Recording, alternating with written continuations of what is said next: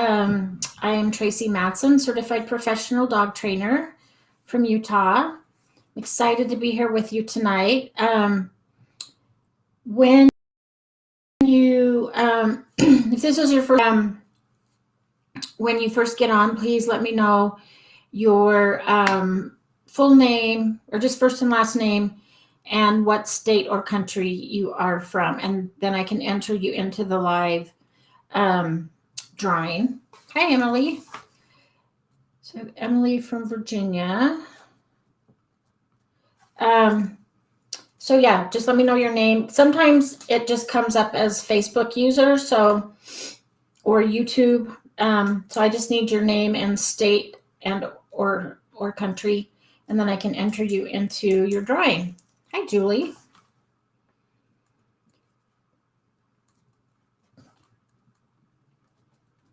So Julie, I am such an idiot, and a lot of it is sleep deprivation, I think. Hi, Natasha. Oh, all the way from New Zealand. That's awesome. So because when we do these, I always just write down like Julie Kaplan from New York. And so on your emails, I think I just made the connection that, well, I may have made it. I don't remember. I'm like, oh, Julie Weinstein and Julie Kaplan are the same people. Like when you emailed me through Pupford, I don't know if I made the connection that it's the same person. I don't know. I'm crazy these days. So let me get this little ad out of the way. Hi, Nicole. So guys, it's been a rough week, and today hi, Anthony. Oh, yay, we have a male. Sometimes Anthony's our only male joining us.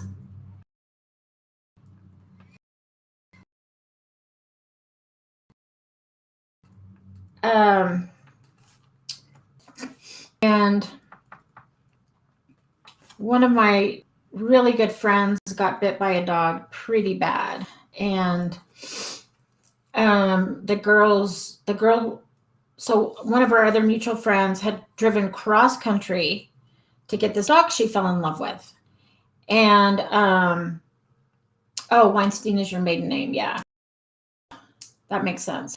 So she drove cross country, came back. The rescue didn't really give her a ton of information on the dog.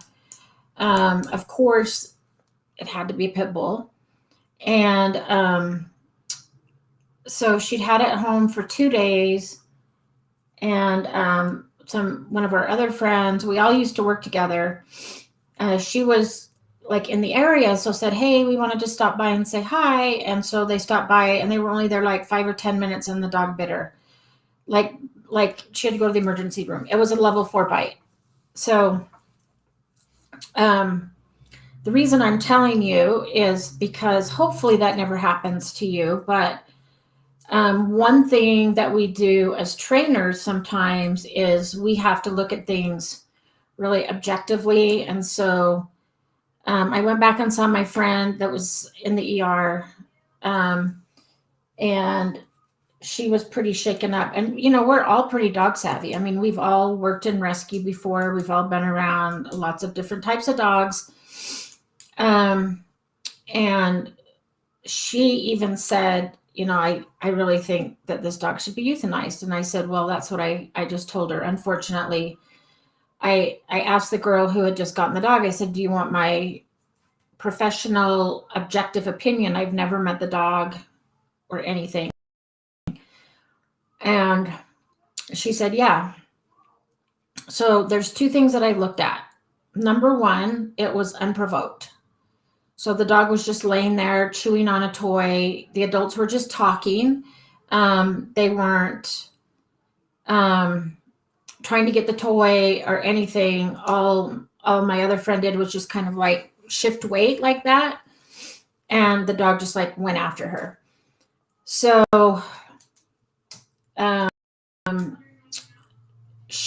I go into detail. I mean, stuff like that doesn't bother me because I used to work on an ambulance. But for those of you that are squeamish, I will not go into the details, but I will just tell you that it was a really bad bite.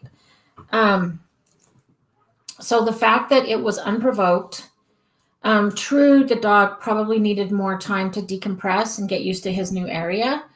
But the second thing I looked at was severity. So because the dog went right to a level 4, kind of tells me that the dog's done level 2, level 3 bites, and was either like, usually, they'll give a warning and that means move away. So if it didn't result in somebody moving away previously, or if that was punished, then that makes the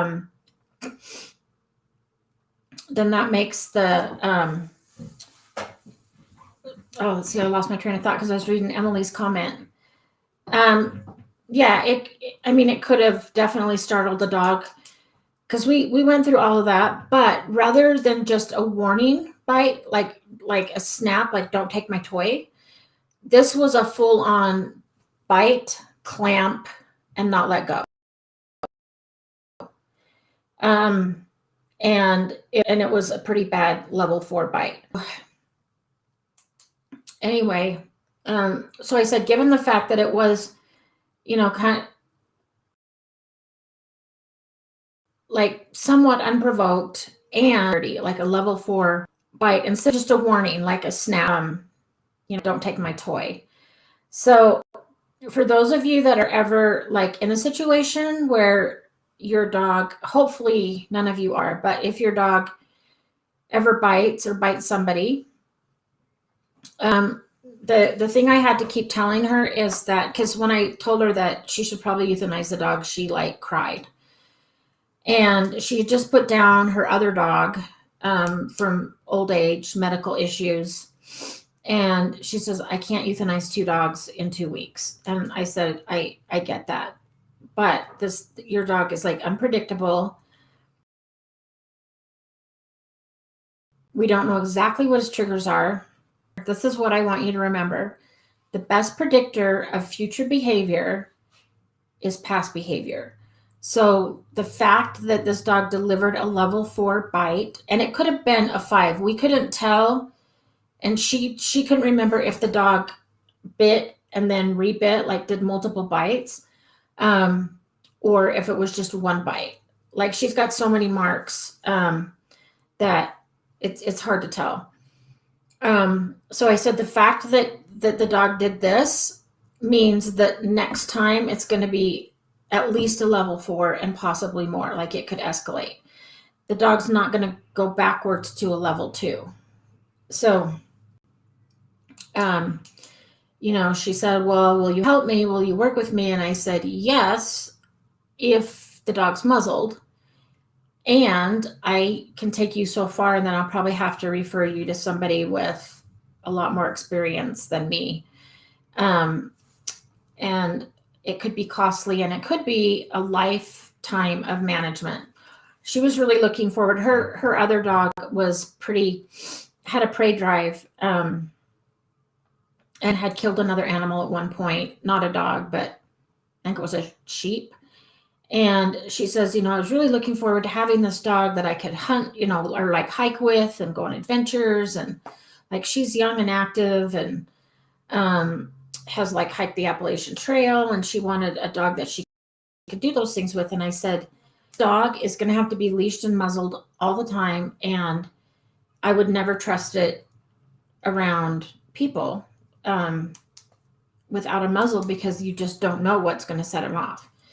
So anyway, it was a long day yesterday and a long night. None of us slept. I was up all night, like reading, researching, reaching out to other friends of mine that are behavior consultants, and just saying, like, I always, whenever I have to recommend euthanasia, I always get at least 2 other recommendations, and just see if I'm on, or if they're like, well, no, you could try this, or, you could do this. But every one of them said, I wouldn't work with the dog, and I think the dog needs to go to heaven. So anyway, it's been a rough couple of days. And if any of you read my post earlier in the week, I actually have 2 puppy board and trains with me this week. So Sleep deprived a little from that. One's 9 weeks old. It's a little 9-week-old French bulldog, and he is freaking adorable. But man, is he feisty! Like, he has an attitude. Holy cow!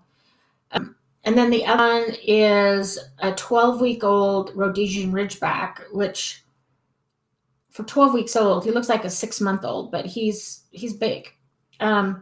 So I have both of those puppies at my house right now. I usually only take one board and train at a time, but this time it just worked out that they kind of overlap a few days. So the Rhodesian can sleep through the night, no problem, but the little Frenchie has to get up several times a night to go potty. And one night he ended up going, oh, I don't know why it's glitchy. Sorry. It might be the internet here. I don't know. So the Frenchie ended up peeing in his crate, and laid in it. So today, after I did dishes, I picked him up. He's like this big. He's little. And I gave him a bath in the kitchen sink. It's like, I might have to like change to small dogs. This is super convenient just to stick him in the kitchen sink and give him a bath. But it's really cute. So is it glitchy to everybody else? It looks fine on my end. I'm at my office. Sometimes the internet's not the greatest here, but I didn't want to do this at home because I have 6 dogs at my house right now, and the 2 little ones I have to watch all the time. And then if I crate them, they cry, and I ignore them. But I didn't want you guys to hear this shrieking in the background and think that I'm abusing dogs. Okay, so Julie, it might just be on your end because Elizabeth said it looks fine. Elizabeth, tell me where you're from because I can't remember. I'm going to put your name down though.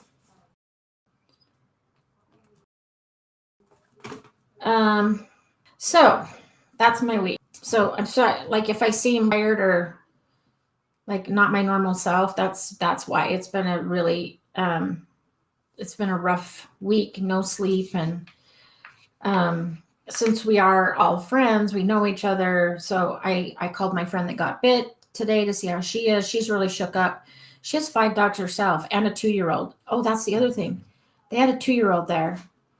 And so now she's going through all this what if, like, what if it was my child that got bit? What if this would have happened? Luckily, her husband was holding the little baby. So like nothing happened, but what ifs. And then the other friend that had the dog, like she's feeling super guilty, which it wasn't her fault. There's no way she could have known.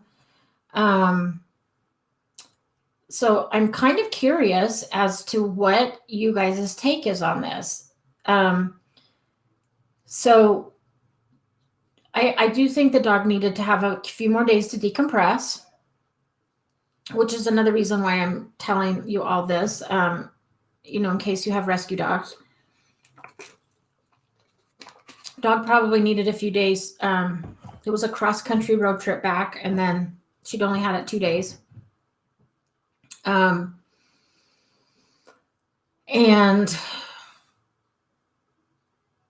But I'm wondering, okay, did the shelter or rescue, and I don't know the shelter or rescue that it came from. Hi, Julie.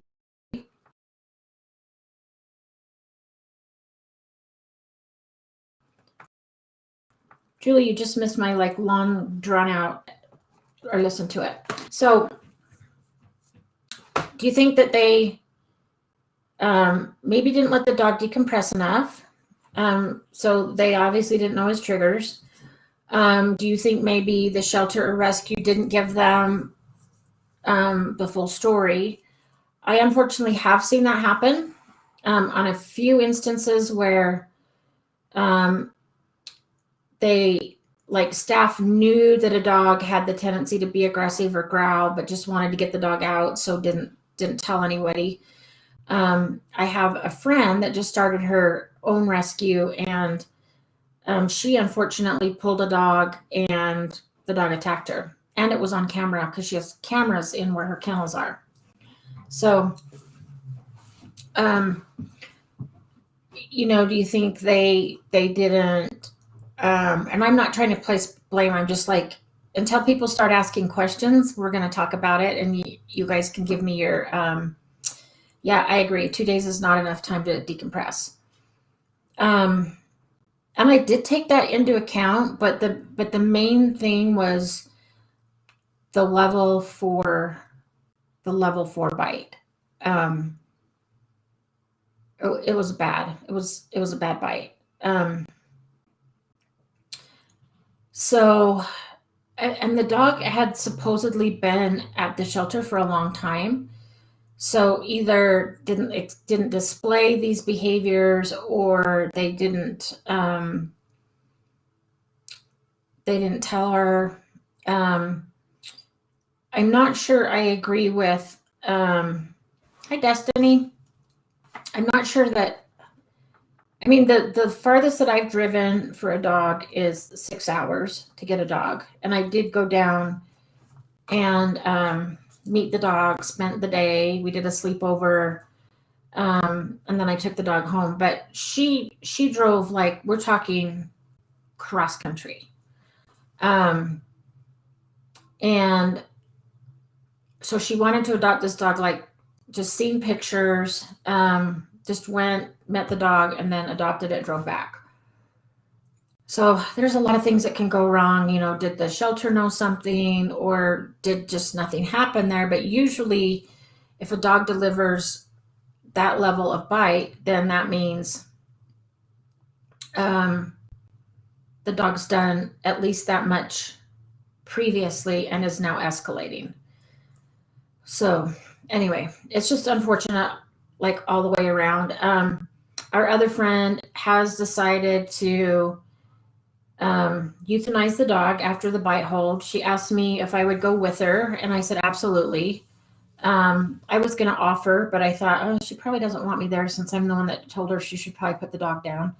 But she did ask me if I would go, and I said absolutely. I'll probably help, muzzle the dog and make sure that everybody's safe. Not that I'm an expert at this by any means, because I'm not, but it did make me feel better that she wanted me there.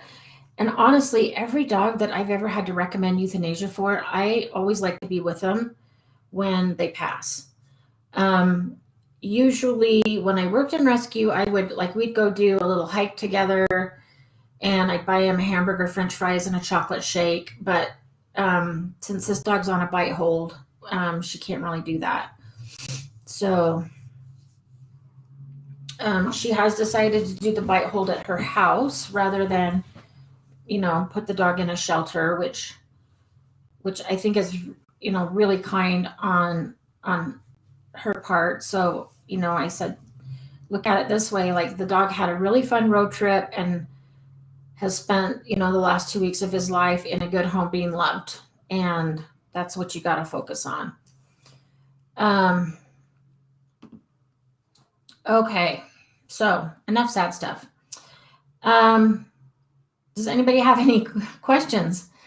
Like I said, every time I do a board and train, so it must be like, I've never been through childbirth. I never had human kids, but I hear from people that it's like, when you're doing it, you're thinking, I'm never going to do this again. And then you forget, and then you decide to have more. I know people that have like 12, 13 kids.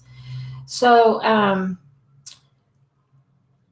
that's kind of like board and train. Since my dogs are older, every time I get a new puppy and I'm up all night, or I'm cleaning up pee, I sympathize with you guys with puppies. Trust me, I do. And then I'm always like, oh, why did I agree to this? Like, why am I doing this again? And then after 2 weeks goes by and I forget, and somebody else says, oh, will you do board and train with my puppy? I'm like, oh, sure, that'll be easy. It'll be fun. And then I forget. But the first day this dog was here, I mean, I think he's little, but he pees. He was peeing like every 30 seconds, like just a little bit. So it's like he wasn't emptying his bladder, and he'd walk and pee, and then walk somewhere, and then he'd like play with my dogs and then pee. And so I did what I tell you guys to do, and I started crating. So we'd go outside, he would pee, but I would wait until he had time to empty his bladder. But if he didn't go, then he went back in a crate. And yes, he cried when he was in his crate, and I just ignored him. So now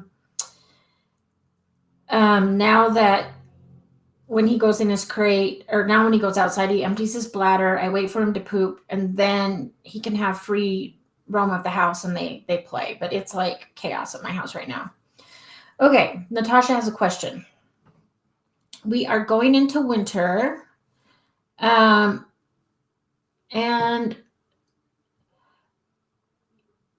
okay, so that's interesting. So you guys are going into winter in New Zealand, and we are going into summer. So it's like really hot. Today was our first like really nice hot day. Okay, we are going into winter. I have a 17-month-old toy poodle and want him to use the dog door. Up until now, this has been held up with a bungee cord, but I want to stop having to do this. He is really reluctant to go through the door if it is down. It is a heavy plastic door that he can't see through. Okay, that's a great question. So what I've been doing with the puppies that I have at my house right now, mine has the kind of door that you can close all the way so they can't go in or out, but then you can lift it. And then the plastic, you can't see through. So what I do is I will start to open it a little bit. I'll use this. So this is the dog door. I'm going to turn it this way. So I will like open it a little bit like this, and kind of lure the dog through with a treat. So I might go outside and pick up the door and then lure the dog through. And as the dog goes through to get the treat, I will let the door like not hit him, but just like slightly touch him so he gets used to having this go along his back. And I'll use treats to lure the dog out and back in. I have found that every board and train that I've had, they usually learn to use the dog door within 2 days because they watch my dogs. But obviously my dogs have had to learn how to use it too. And I actually have 2 doors because I have a screen and then a hard door. But during the summer, I like to leave the door open to get the breeze. So I had to get 2 dog doors. So my dogs have 2 layers to go through.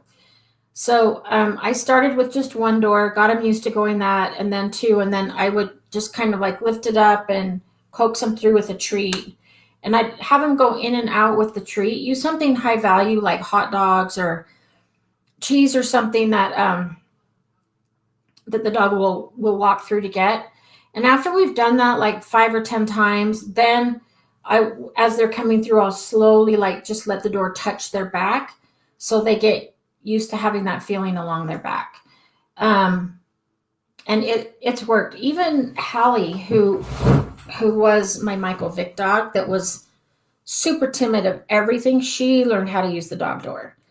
It took a little bit, but once she went through several times with the treats and realized that's how we go outside and how we come inside, it didn't bother her at all.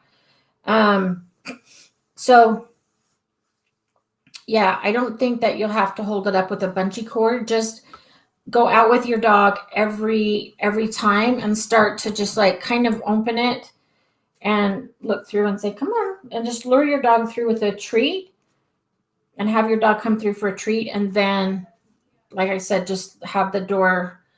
So like if my hand, oh, forgot I have this. So if this is the door and I like hold it up, and then when the dog goes through, I would just like slowly let it touch their back. And then we do the same thing going back in the other way. And then they get used to it. And I do pair it with treats all the time. So the dog gets used to,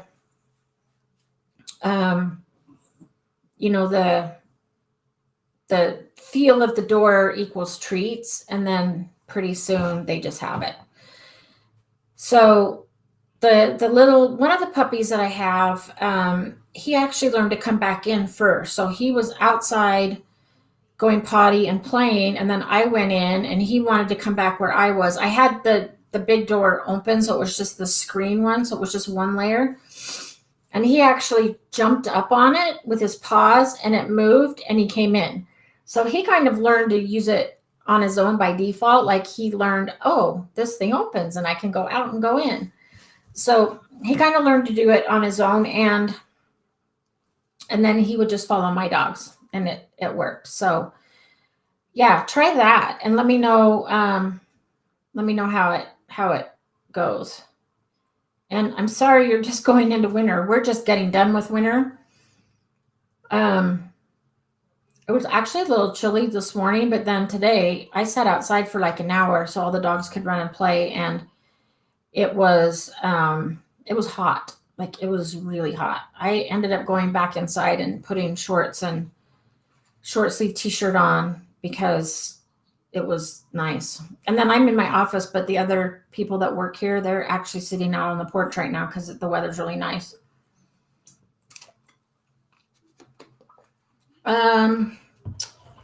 Cindy.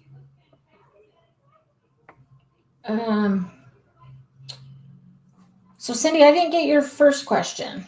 All I'm getting is, to be clear, passing or greeting people. So for some reason, your first question didn't come through. I'm going back through to see if I missed it. No, I don't see anything. So if you could type in your original question again, that would be awesome. And then I can answer that. I can speculate what you want. Passing or greeting people. Are you talking about jumping or barking? I could comment on that, but it's probably easier if you just like retype your original question. Sorry, it didn't come through. Sometimes I get these little messages that says, like, we're having connectivity issues. So if you typed it when that happened, it may not have come up. So, Julie, it's probably on your end and my end because it's having connectivity issues on this end too. Sometimes. Right now it's good, but oh, Julie, there's no such thing as a silly question.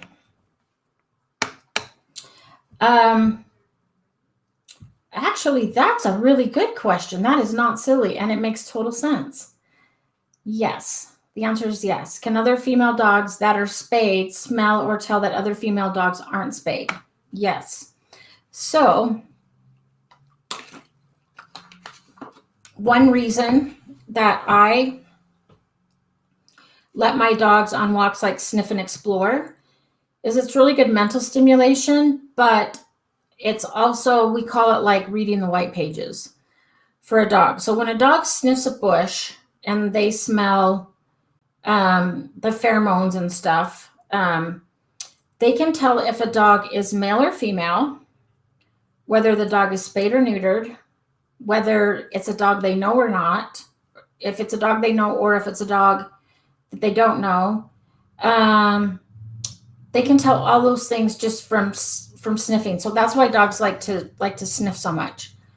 So yeah, that's not a silly question at all. And yes, from what I've learned in seminars and stuff, female dogs can tell if other dogs, if other female dogs are not spayed.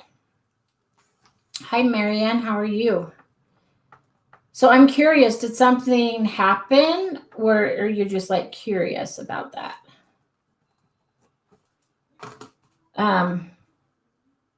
Yeah, it's interesting because I watch Jade, and I truly believe that Jade was in a litter between two males when she was inside her mom, because she is a marker, and she marks everything. And when we're out, like, all she wants to do is sniff and mark. And since I've had the two puppies at my house, when they pee or poop, then she will go over and mark on top of them. So I really think she got a little too much testosterone from her brothers. So But yeah, they can tell.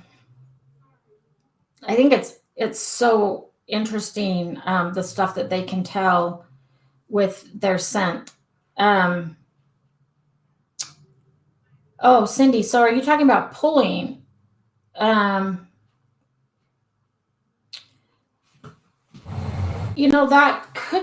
that could be one of the reasons why Dakota acts um, that way. Um, you're a lot more likely to have issues between dogs of the same sex. So right now, I have 3 female dogs that actually get along really well.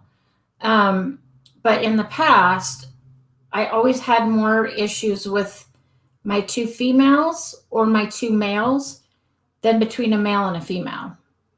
Um, and also, I had 2 dogs that one was not neutered and one was neutered, and I would have issues between those 2.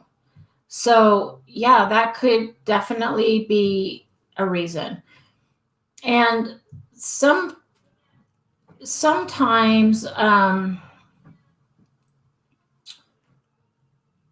when we start to see behavioral issues, a lot of times that's when we'll recommend. Like I know the vets and everybody are now kind of saying, wait to spay and neuter because there's benefits to waiting, and I agree. But if you start to see behavioral problems, then you can go ahead and spay earlier. Um, so yeah, that could definitely. And I didn't even think about that. That one was spayed and one was not spayed. So um, yeah,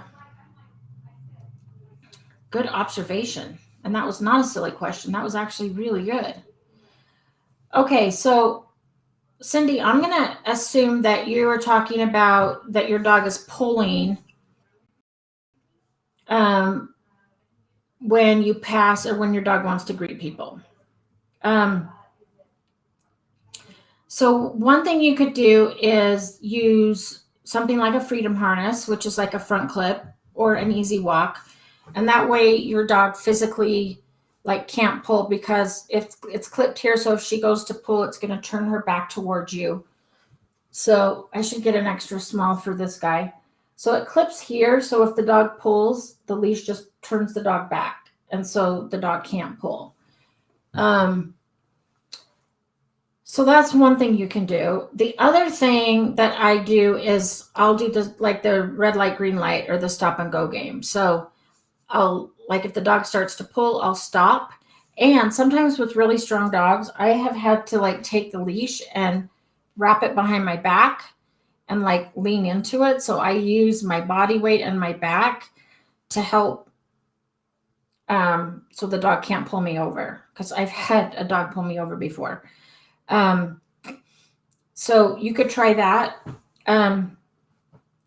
If your dog is really, really, really strong and you're not able to stop him or stop her or control her, you might go to something like a Halti. I don't like to use that as a first, that's not my first go-to thing. I'll usually try teaching leash walking first, or do a freedom harness first, or something like that. But if you physically can't stop her or control her, then I would go to a head collar, which just wraps around the nose. It is considered aversive because it tightens around their nose when they pull. But then if they don't pull, there's no tightness and no pressure. So I do sometimes recommend that with dogs that are really, really strong. I tried one of those with a dog that I was walking, a client's dog, and she super sweet lady, loves her dogs. And she didn't like the fact that it was going around her dog's nose and her dog kept trying to get it off and paw at it. And so we had to go back to a freedom harness. So we did, and it was fine. But yeah, you can try something like that. You could also try, I would when you're walking, and your dog isn't pulling, make sure you reinforce that and make sure you reward that behavior, and reward her for not pulling. And then if she does start to pull, I mean, there's a few things you can do. You can turn and go the other way. So her pulling causes her to go further away from the people or other dogs that she's passing or greeting. And, or you could stop and do a sit wait. And then when she waits, the reward for waiting is she gets to go say hi to the dog, or the person. So I do that with Jade. Like, Jade's little, so it's not that big of a deal, but because she's a jumper, she likes to jump on people. I do ask her to sit and wait before I allow people to come up and say hi to her. And if she doesn't, then I ask them to back away. I'll just say, oh, back away, turn your back, wait for her to sit and wait, and then you can come up. So always think about, like, and even with like a halty or something, we still want to teach the dog what we want them to do instead. So rather than just like, punishing a dog, not that you are, but some people do, we want to replace that behavior with something good. So I will often change direction. Sometimes I'll drop treats. So like if we're passing by another dog, or if we're passing by a cat or a person, I will start dropping like salmon treats. Are these the salmon ones? No, these are chicken. I usually take the freeze-dried salmon and I will drop it right in front of the dog. And he's more focused, but he's very food motivated. So he's more focused on the treats on the ground than the other dog. And so he'll just follow the treats and walk by. I also reward him every time he looks up and checks in with me. I will reward him so he knows that behavior, rather than pulling towards another person or pulling me, if he's walking nicely and checking in, then that is that's behavior that I'm gonna reinforce. So yeah, try any of those things.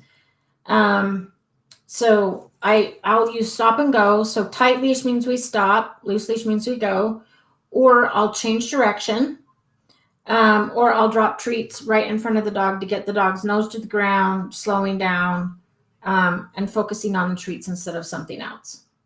So if your dog won't focus on the treats and is pulling, then I would just say, oh, let's go, and then turn and go the other way. And then maybe when you get far enough to where your dog can focus, then ask her to sit and wait. And then if she waits, then you can ask the other person, like, is it okay if my dog says hi, or is your dog friendly? And then you can say, okay, go say hi. And then the reward for waiting is that then she gets to go say hi to the dog. Okay. Any other questions?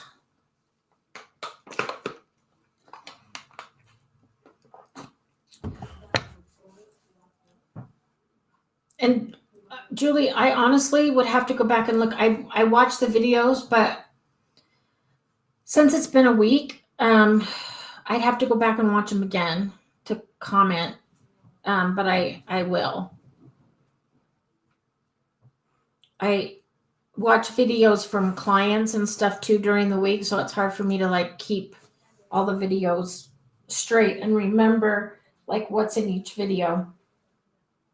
I have a client whose dog likes to go bark at the horses that are out back of the house, and so she's sending me videos, and I'll often ask people to send me videos so I can look at them, and then I'll get back to them and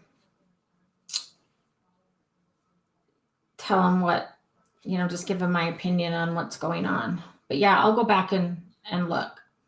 Cindy, you're welcome. Did I answer your question? I didn't see the original question, so hopefully I answered it. Wow, it might be a short night tonight. Let me go back and just make sure I haven't missed anything.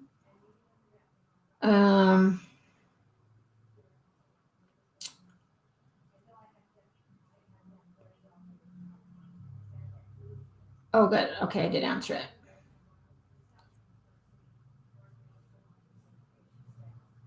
Okay. Any other questions?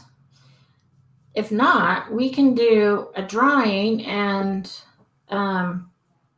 you guys can have an early night, but I'm happy to stay and answer questions. Honestly, this is a nice break from two puppies, so I'm kind of like just enjoying being here where it's quiet. I don't want to go home yet. Um, I have an 8-month-old puppy. At what age can I expect more from him? Um, so what do you mean by expect? You mean like him learning more or being able to do more? Um, 8-month old is, you're now getting into the adolescent teenage stage. So you could definitely start to um, expect more. But I would, like, if whenever you start to go or like to train in a new place, make it easier. So once your dog like knows sit, then start to work on sit in the backyard and then the front yard. I was reading the other day um, that it's always best to teach a behavior in a non-distracting environment, so like inside your house. And then when your dog has it really good, then you want to like go outside, like in your yard, either backyard if that's the least distracting, then front yard, then on walk. So then start to generalize it. But when I start to generalize, I will always like take treats and start as if Jade doesn't know it. So an example, today we were practicing at a new store that she has not been in before. And because I knew this was going to be a new environment and hard for her, I used a higher rate of reinforcement. So I used more treats. So every time she was walking and not trying to sniff everything, I would treat her. Every time she would look up at me, I would treat her. And then, so like now I am starting to expect more from her. I mean, she's older than 8 months, but still in new environments, I know that it's going to be hard. So I will use treats again and treat her more than I would like if we're just doing it at home and I know that she knows it. So, yeah. So if you like, let's say your puppy knows stay in the house, then you could start doing a stay outside. So like go out back, sit in a lawn chair and have your dog do a down stay.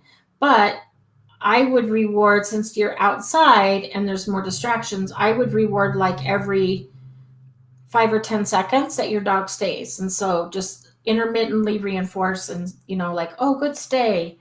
And then just like intermittently treat. And then as your dog gets better, then you can like spread out those treats and then do like every 20 seconds or, every 30 seconds until you don't have to treat. So yeah, at 8 months, I would think that your dog is ready to kind of advance. I read a really interesting thing, and I don't know what other trainers think about this, but it actually does make sense. A book I was reading said that it's good for like puppies to do in-home training sessions, like private training sessions first, so that they learn everything in their home and then do puppy class. I have a lot of people that just go right to puppy class, and their dogs do sometimes have a hard time focusing and paying attention because all they want to do is play with the other dogs.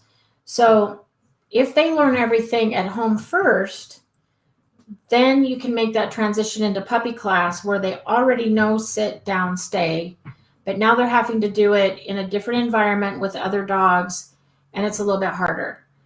And that when I read it, I'm like, well, that makes perfect sense. Like that's like, yeah, it makes sense. Some people can't afford to do private, so they just do class, and that totally works too. But yeah, the fewer distractions you have when teaching the behavior, the better. Okay. Julie, she sometimes will almost get aggressive towards Ellie and they will start fighting. Yeah, I mean, especially you've got two females, and if one is spayed and one's not spayed, um, yeah, I would almost, start to like really control your environment, like not let them together or separate them by baby gates, um, things like that, so that they can't practice that behavior. Um, and I would probably spay the other dog if you're having like full on aggression and fighting. Um, and if Dakota's going after Ellie and I can't, is Dakota the one that's spayed or not spayed? If Dakota is the one that is not spayed, then I would spay her. For sure, because now she's starting to have some behavioral issues and going after another dog. And you really want to curb that before she practices that behavior too much. So yeah, if Dakota's the one that's intact, I would probably spay her. Okay, Cindy, question for a friend. Her dog bites them when playing tug or playing. Any thoughts? Yeah, so what I would want to know is it like a rebite? So do I have a tug toy here? I don't think I do. So sometimes dogs will, like, if they're chewing on a tug toy, they'll like rebite, and so they rebite to get a better grip. And sometimes when they rebite, like they get their hands. No matter what happens, I mean, the circumstances is whenever a dog bites a human, then I will redirect. So I might like say, ouch, too hard, and then get up and walk away. But then it's important to teach the dog what to do instead. So you want to replace that behavior. So then I might like say, oh, if you bite, then play stops. I'm gonna walk away, and then redirect to another toy. If you're already playing with a toy and the dog bites, then I play with stop. I would calmly pick the dog up, put it in a crate with a toy so that the crate's not a punishment, and do a 1 to 2 minute timeout, and then let the dog out. If the dog goes and bites again, then again, play stops. You can pick up, put him in a crate, cover the crate, and the dog gets a long timeout, like a nap, and then that gives the humans a break as well. So whether they're playing tug or just playing, I didn't call it. A friend of mine actually taught me this. It's called the 3-strike bite rule. And so first bite is you redirect to a toy. But if they're already playing with a toy, you can try redirecting to a different toy that's maybe not a tug toy, because dogs do tend to rebite, and when they rebite, they get closer and sometimes they get your hand. But whenever they bite the hand, play stops. It's like, oh, we're done, like no more. And then give a brief timeout in a crate for a minute, and then long timeout, which is like a nap. So that's what I would do. Some people say, oh, don't play tug with your dog because that makes them dominant. That's all a bunch of malarkey. Like, that's not true. You can play tug with your dog. The rules that I use is I start the game and I stop the game. So like I'll use a flirt pole. Another thing they might try is a flirt pole, because you're on the end and it's like a fishing pole thing, and the dog is chasing the toy over here. So your hands are far away. And I start the game. I'll let the dog tug, but I do teach a drop it. And so then the dog, I'll put a toy like, so if the dog like has the end of the flirt pole in his mouth and we're playing tug, I'll take a treat and put it right in front of the dog's nose and I'll say, drop it. And I usually use the salmon treats because they're smellier. And then the dog drops it, I mark it, give the treat, and then while he's eating the treat, I pick up the toy, and then I'll make the dog sit and wait again, and then I do the start the game again. So that would keep their hands away from the mouth. And so, they won't get bit that way. But they could try redirecting to a different kind of toy that doesn't involve their hands, like throwing a ball, and then the dog has to bring it back. Things like that. Because it is true, when dogs play tug, sometimes they do tend to rebite, and they bite. Usually it's on accident, but still, I just like game stops. I've had to do quite a few timeouts this week with 2 puppies. Like, they will play really, really rough. And when they start playing too rough, then I will give them a brief timeout in their crate, let them chill out a little bit, and then let them back out to play. And it's actually worked really well to have them do that. Okay, Nicole. When on walks, Moose likes to sniff, which I let him, but he gets fixated on areas and refuses to walk away.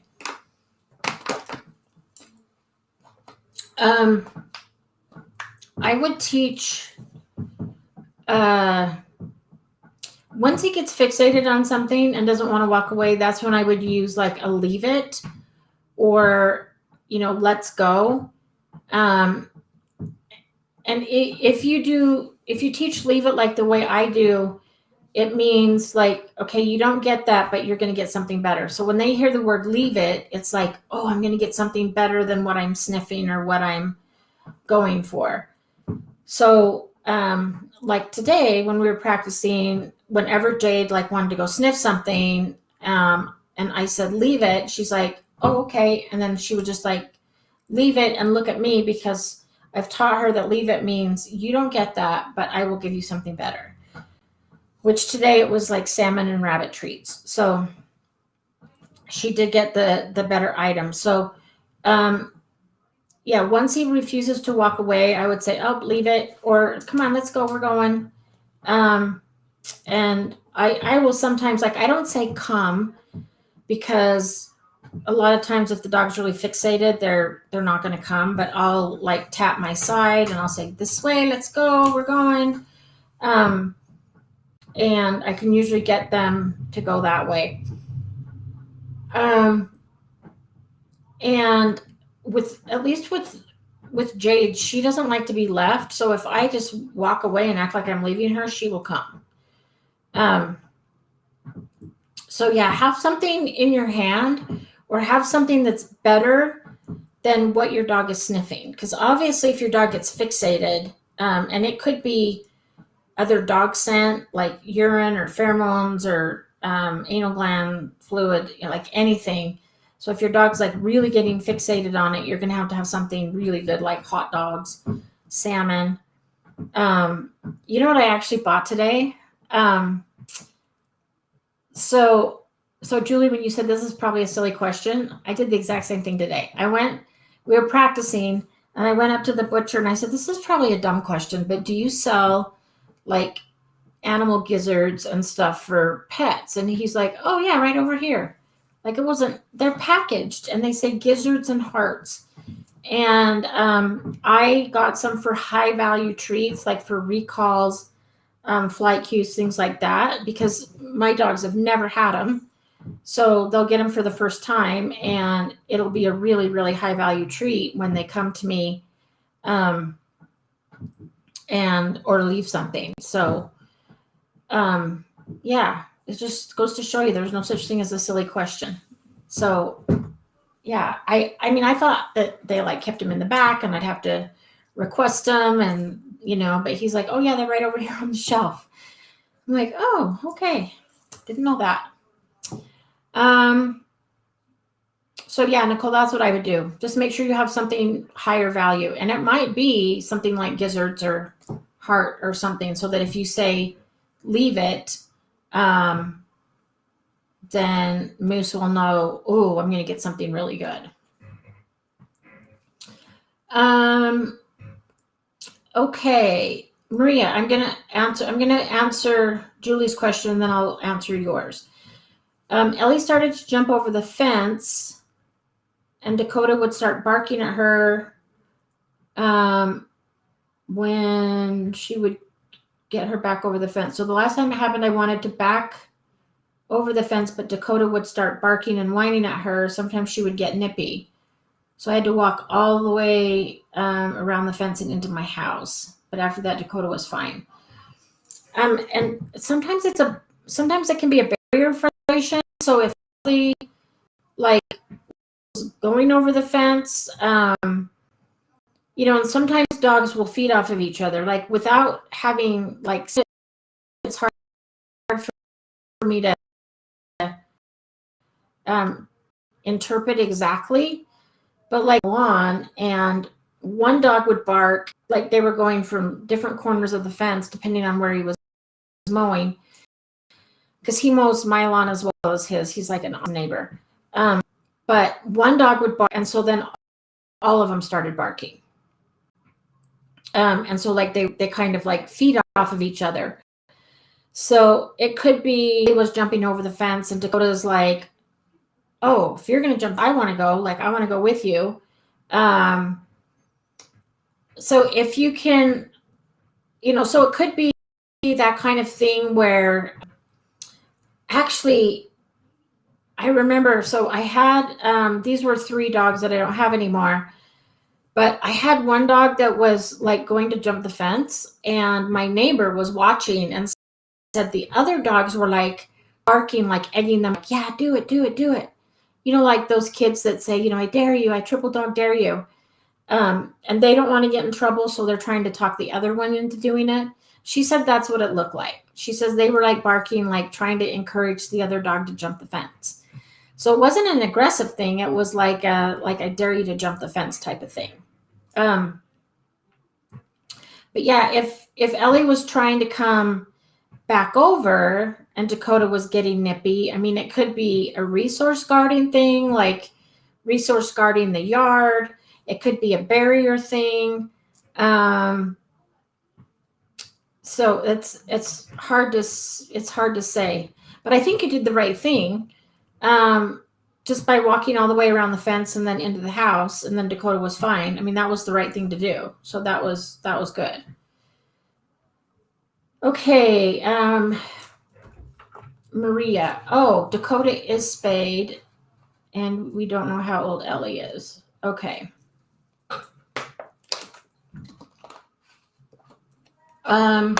Okay, Maria, looking for new skills or games to challenge my 1-year-old. Also, is there puppy development literature you would recommend? Yes. So this is pretty in-depth. Let me show you.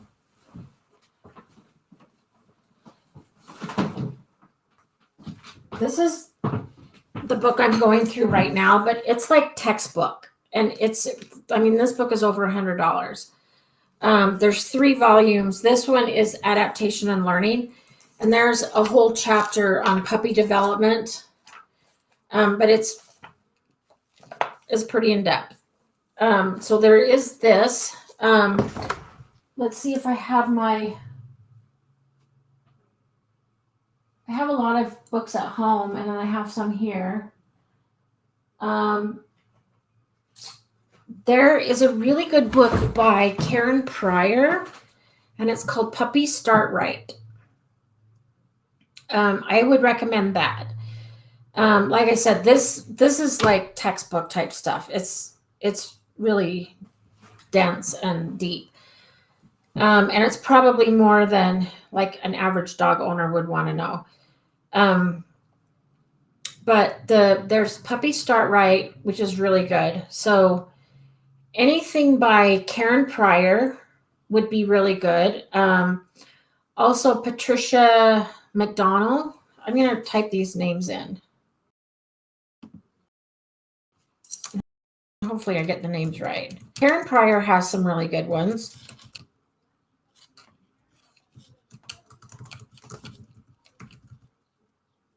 Who else? Patricia has, so Patricia's a PhD, and she has a lot of books on everything from reactivity to puppies to like just like everything.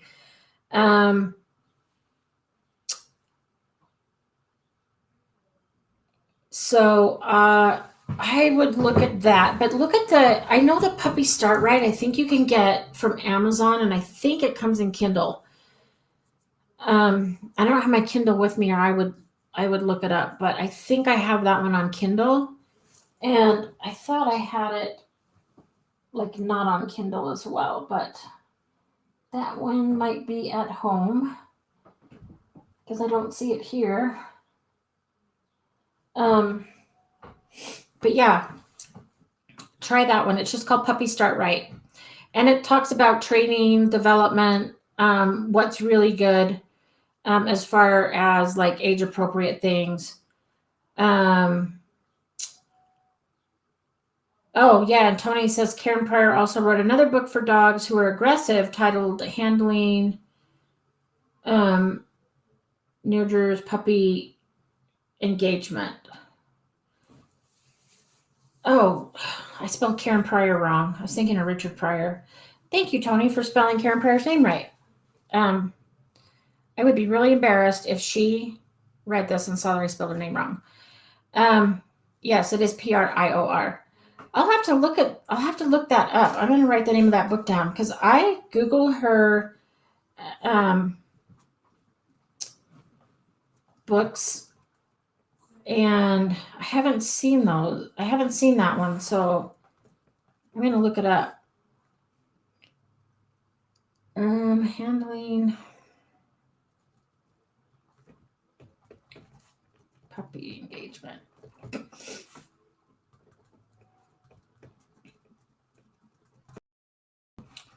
So, Tony, thank you.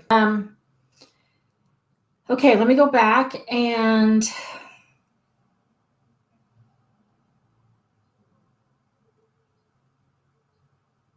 so new skills or games. So there's one that I really like called 101 Things to Do with a Box. So it's a shaping game. There's no wrong answers. I also like to do tricks.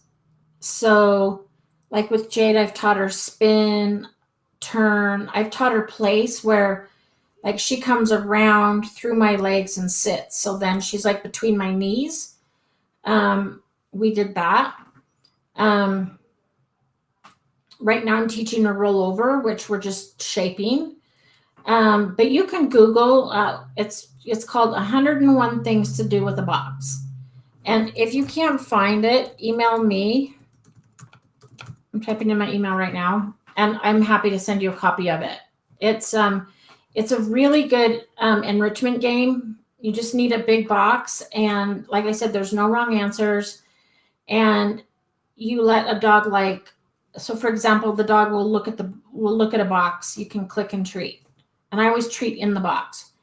And then the dog sniffs the box, click and treat. If the dog, you can do that a couple times if you want, but then after 3 times, it's like, oh, you've already done that. You got to give me something else. So then the dog has to try and figure out, okay, what do I do to get the clicker to go off and get the treat? And I did this for like a half hour to an hour one time with one of my dogs, and I actually got him to step in and sit in the box. And so, but there's no wrong answers. Some dogs will start to chew up the box, and then I usually stop the game.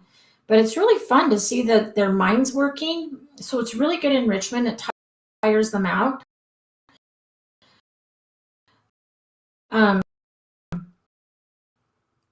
But I think it would be really good for old to do. And books that I've gotten from Amazon. I honestly have not started them yet, but there's some cool ones like sometimes, well, I started doing this with Jade. We haven't finished it yet, but I will kind of like lower her paw like over her other one. So we'll do like some little targeting games, and I'll have her like cross her paws. Um, so stuff like that. So like just anything that you shape. I've started teaching Jade to pick stuff up off the ground for me, which she's going to have to learn anyway, but I try to make it a game. So have her pick stuff up, and so like she'll pick stuff up now on cue, but then she goes to her bed and wants to chew it. So now we're working on her bringing it to me and dropping it in my hand. So you can think of things that would be helpful, like tell your dog to go turn on or off the light, depending on how big your dog is. Pick stuff up for you, do tricks, things like that. Go get the paper. And then I also like to do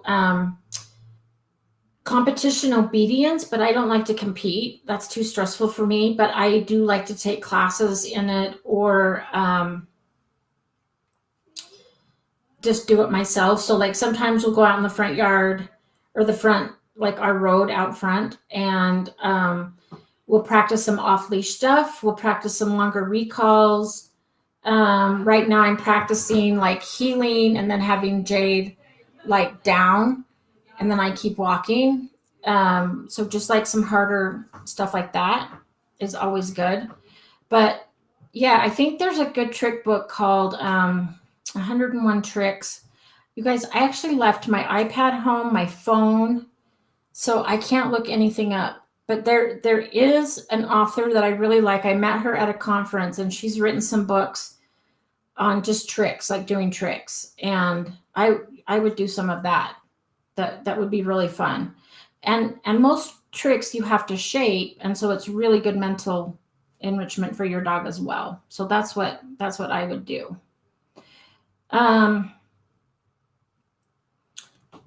Okay, I'm gonna go back and see. Okay. Yeah, as soon as you find out her age, you'll get her spayed. That's probably a good thing. I do try to calm her down before anything happens, even though they are in the crate half of the day. I do let Ellie out first. Yeah, and how is the positive interrupter going, or have you started it yet? Because when Dakota's barking at Ellie, that's when I would say like enough, and then redirect. But I would start really doing a lot of the positive interrupter. So just like interrupting, redirecting, and have it really rewarding.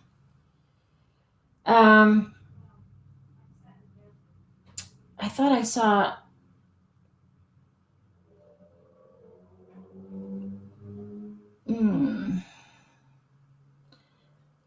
I missed a question because it was somebody that was here last week with the Jack Russell Terriers that are always hungry.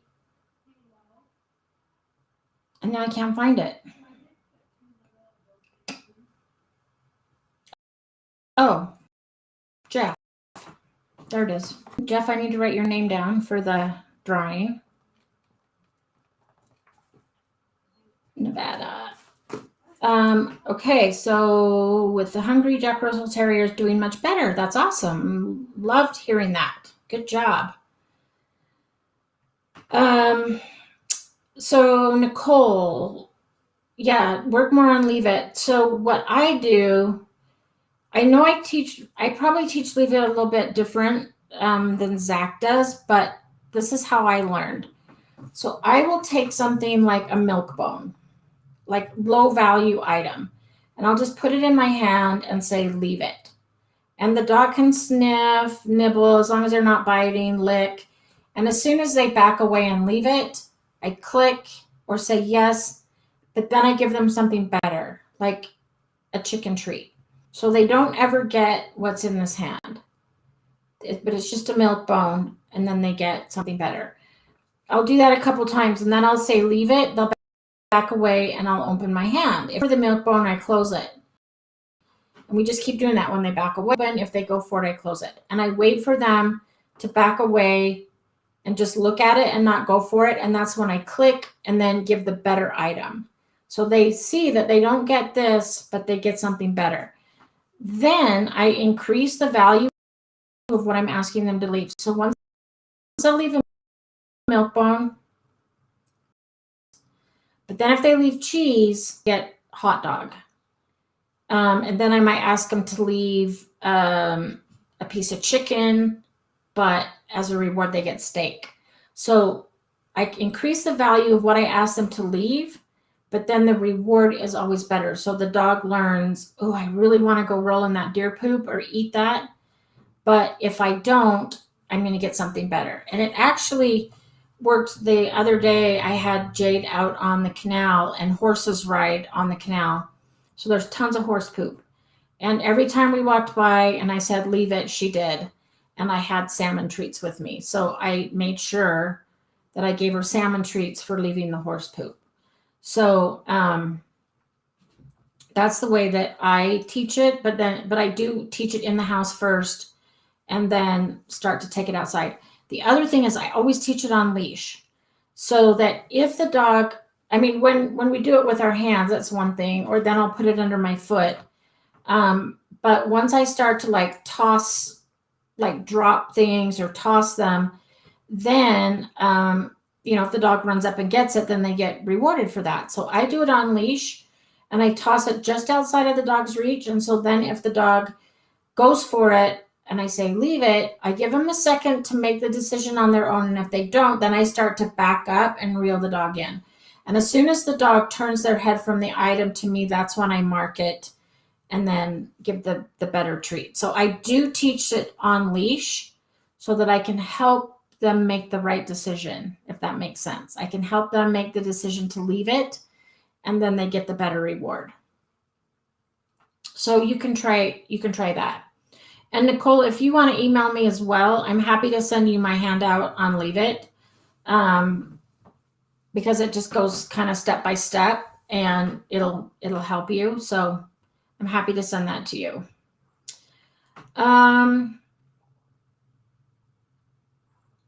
Oh, okay.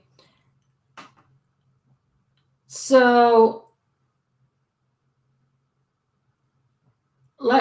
if you have questions, so Julie, if you have questions on the positive interrupter, the questions for you, or I can like go through it with you and see if we can figure out what parts. Another one that I use a lot is a flight cue, which just means it's positive as well. And it just means to the dog, like, I turn 180 degrees and have the best party and treats ever. So that's what I would use like the gizzards for. So if I have to tell my dog, like, retreat. So let's say they're going towards a skunk and I say, retreat. Then they turn, because we've worked on this so much that they know retreat means this is like Christmas or Thanksgiving. And we are going to get our gizzards or hearts, or, I mean, I haven't used those yet, but that's what I'm planning on using them for. Right now we use salmon treats or bacon. We use bacon a lot. But you have to like really reinforce it with, and it has to be a treat that your dog never ever gets any other time. So that when they hear the word retreat, or you can use walk away, or you can use party time, that has to mean to the dog, like, this is Christmas or this is 4th of July and we're going to have the best party and you're going to get your special treat, like your birthday cake, and it's going to be much better than what you're doing. So they are a little bit different. So the flight cue I use like when a dog starts to react. The positive interrupter I use more like if dogs start to fight, or if they're like kind of engaging, like two dogs are engaging and I want it like interrupt that. But they're different, but you could probably use them for the same thing. So again, another one of my friends put that together. So that will, no, actually that one's not on her letterhead. I got that one and it was on nobody's letterhead, so I just left it. But yeah, when I get stuff from my friends, I always give them credit, so I just keep it on their own handouts. Okay, if we don't have any other questions, let's do a drawing. And then if there's other questions, I'm happy to answer them. If not, then I'll let you go, and I will go home and let puppies out and like maybe get some sleep tonight, hopefully. Okay, let me put all these in my little bowl. I have a bowl at home that I use when I do this, but here I just like tear them up and mix them around. I need to get something that I can like put them in and mix them up. Okay. So tonight's winner for the free Pupford treats is Cindy Bryant from North Carolina. So congratulations, Cindy. If you can email hello@pupford.com. I just typed it in. Let them know what kind of treats you want. And I will email them as well and tell them you're the winner, and they'll send you a free bag of these. This is freeze-dried chicken. You can get beef liver, rabbit, salmon, sweet potato. So if there's one that you haven't tried yet, go ahead and try it. So, oh, thank you, Nicole. Yes, I hope I get sleep tonight. Between dealing with this dog bite incident and having 2 puppies, it's like sleep's been non-existent this week. So yeah, I hope I get some sleep tonight. Okay. I don't see any other questions. So thank you guys so much for attending. We'll be back next Wednesday, same time, 6 o'clock Mountain Time. And everybody have a great week. Thanks for your questions. Make sure you email me if you want any of the handouts. And I will be on the Pupford community page again tomorrow. I try to get on every day. I don't always get on Wednesdays since I do this. But I try to get on a little bit every day and answer questions. So I'll try to look for questions there as well. Feel free to email me. And everybody have a great week, and we'll see you next week.